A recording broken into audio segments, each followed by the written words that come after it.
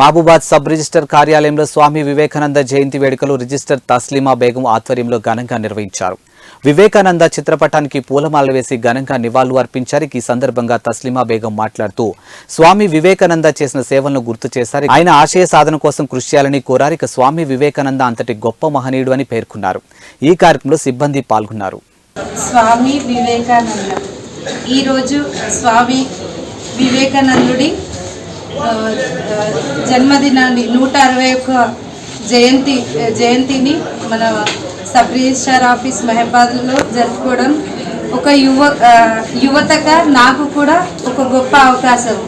ఎందుకంటే ఈరోజు యువకులు ప్రతి పనిలో ముందుండాలి, అన్ని రంగాల్లో ముందుండాలి అని ఒకప్పుడు యువత కోసమే పనిచేసిన స్వామి వివేకానందుడి కోసము ఈరోజు మనమందరము ఈరోజు ఉండడము చాలా గొప్ప గర్వకారణం.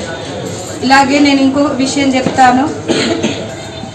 నవయువత ఏదైనా చేతిలో ఏదైనా రాజకీయం రావాలన్నా, రాజ్యాల్లో ఎలానన్నా ఎవరి చేతిలో ఉంటుంది?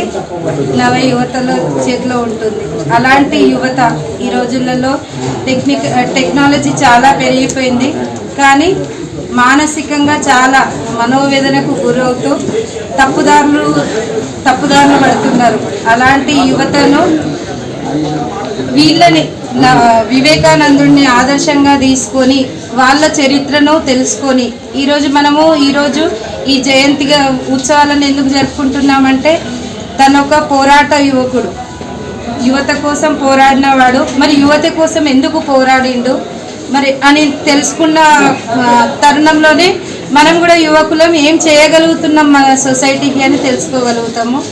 అలాంటి యువత ఈ రోజులలో సాంకేతికంగా టెక్నికల్గా ఎంతో పురోగతి జరిగిన మానసికంగా కానీ ఇంకొక కృంగిపోతున్నారు, తప్పుదోవ పడుతున్నారు. అలా కాకుండా మంచి మార్గాన్ని ఎంచుకోవాలని ఇలాంటి గొప్ప వాళ్ళు అంటే తను 34 ఇయర్స్కే చనిపోవడం జరిగింది. ఎన్ని రోజులు బ్రతికామన్నది కాదు, ఎంత గొప్పగా బ్రతికామన్నది మనం ఇలాంటి గొప్పవారి వల్ల ద్వారానే నేర్చుకోవాలి.